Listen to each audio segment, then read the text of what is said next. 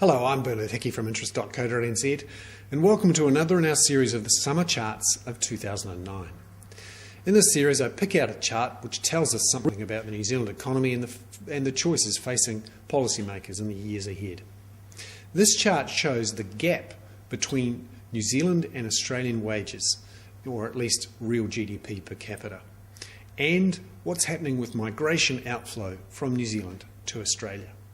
This shows, going back to 1947, that as that gap has widened between New Zealand and Australian real GDP, the amount of migration each time it's surged has gotten bigger. Essentially, over time, New Zealanders will migrate to Australia the bigger the gap. All this talk about New Zealand being a nicer place to live and how we all want to support the All Blacks from home and how all our families are here and we won't leave, frankly, it doesn't cut it when it comes to simply comparing wages. We will go for higher wages. And you can see here that there has been times in the last 3 to 4 decades when the surge was very fast and big.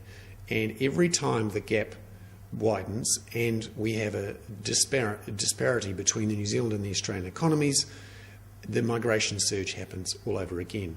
Right now, it has dropped off again. But as soon as the New Zealand economy falls behind the Australian economy, which is what we're likely to see next year, migration will surge again.